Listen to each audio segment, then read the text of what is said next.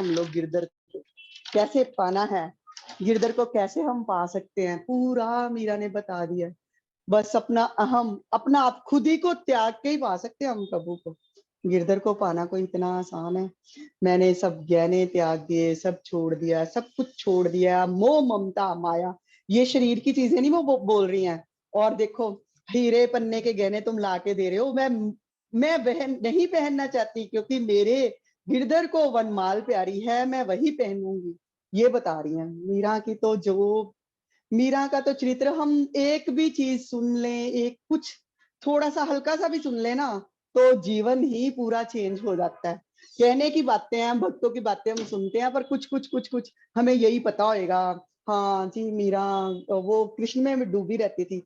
हमें ये पता ही नहीं है कि वो एक सखी थी, और किस भाव से, कैसे, क्या भाव उसका निकला मन से, और प्रभु को वो वरना चाहती थी, वरण करना चाहती थी प्रभु को।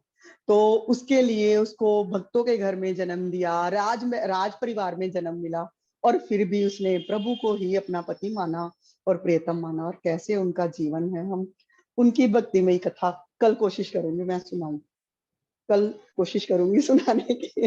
अगर मेरे मन में बात पहले जब सुना रही थी ना, तब एकदम से ऐसे ही वो सुन के मन में भाव आ गया था, तब सुनाना शुरू कर दिया था। सुनाने से सुनाई नहीं जा सकती, वो खुद ही जब सुनना चाहे ना प्रभु प्यारा, तो तभी सुना सकता है कुछ भी, कोई भी। जय हो।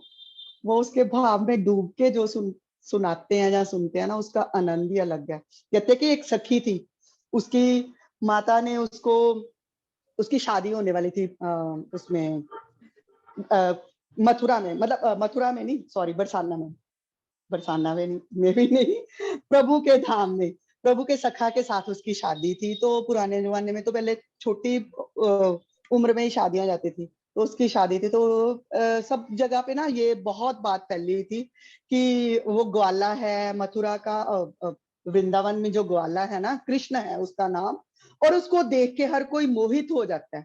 उसकी छवि ऐसी है कि उसको देख के पागल हो जाते हैं, बौरा जाती हैं। कोई औरत, कोई मर्द, क्या गवाला, क्या कोई भी वहां पे जाता है, उसकी छवि एक बार निहार लेता है, तो वो सब कुछ भूल के उसके ही बस में हो जाता है। तो उसकी मीरा की माता ने ना उसको, मीरा नहीं थी, उसका नाम कुछ अलग था, उस सखी की माता ने उसको बोला कि तेरी शादी वहां पे कर रहे हैं हम, तो पर ये ध्यान रखना कि वहां का हमने सुना है, नंद बाबा जो हैं उनका कोई पुत्र है, वो किसी को भी चिपक जाए तो छोड़ता नहीं है। तो उसको, उसका मुख मत देखना, उसका मुख देखते ही ना हर कोई पगला जाता है। तो वो ना सखी, मतलब गांठ में ही बांध लेती है ये बात कि मेरी माँ ने मुझे ये समझाया है कि तेरी शादी हो रही है, तो वहां पे जाके सारे काम सब कुछ करना है, बस उस ग्वाले से बच के ही रहना है, उसकी सूरत नहीं देखनी, ना ही उसको अपनी सूरत दिखानी है।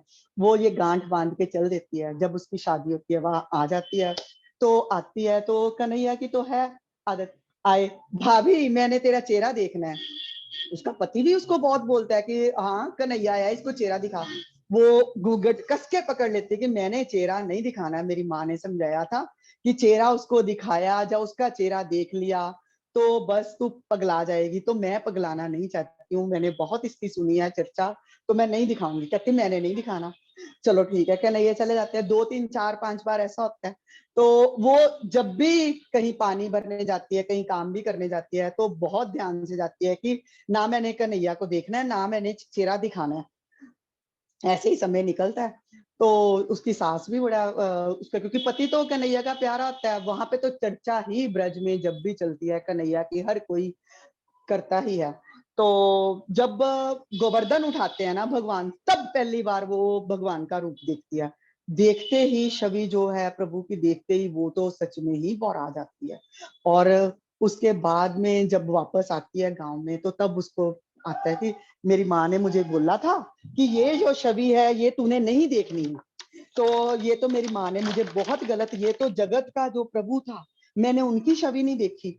वो जब छवि देखती है, तो उसके बाद में जो कन्हैया जो मथुरा चले जाते हैं, क्योंकि कन्हैया ने उसको बोला होता है कि ये छवि देख के तू देखना ही चाहेगी, अब मैं तुझे नहीं दिखाऊंगा, अब तू मेरे दर्शन करना चाहेगी।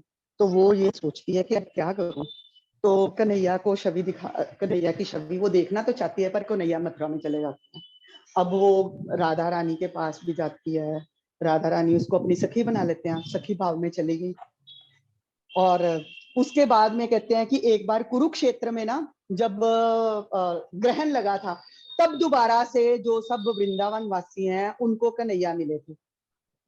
उनका कन्हैया से मिलन हुआ था जब कुरुक्षेत्र में ग्रहण लगा था, और सब रानियां पटरानियां सब गई थी वहां पे। कृष्ण की सब सखियां थी, नंद बाबा गोपियां ये सब मिले थे वहां पे। बस एक बार मिले हैं कन्हैया को, ये उसके बाद जब से कई कन्हैया वृंदावन से वहां पे गए हैं मथुरा में। तो वहां पे देख के जब सब महारानियों का ये था कि हम राधा रानी की सेवा करें, हम नंद बाबा की गोपियों की, तो सब रानियों ने वहां पे ना उनकी बहुत सेवा की। तो सेवा उनकी देखते देखते एक बार ये जो मीराबाई हैं सखी रूप में थे, तो इनके देख के ना मन में विचार आया कि वाह, ये कृष्ण की जो पटरानियां हैं, ये कृष्ण राजसी सुख में है, वहां पे कितना उनको सुख होगा कि कृष्ण पति रूप में है और राजसी वैभव भी है। तो कैसा होगा इनका राजसी वैभव, ये उसकी इच्छा नहीं थी कि मैं भोगूं। कैसा होगा राजसी वैभव, कैसा होगा कृष्ण की पटरानी का होने का सौभाग्य, ये ही बस उसके मन में जरा सा भाव उठा।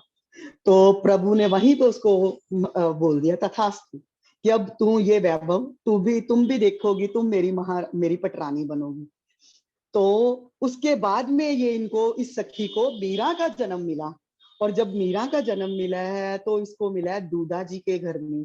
इसके जो दादाजी थे वो इतने वीर भी थे, पर इतने साधु संतों के प्रेमी थे ना, मीरा जी के दादाजी इतने साधु संतों के प्रेमी थे।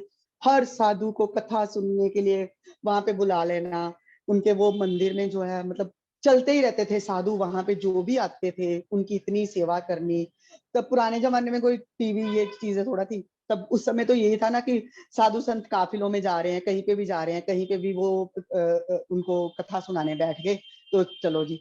तो वो इसके दूधा जी जो थे मीरा के दादाजी, तो वो उनको कथा प्रिय थे।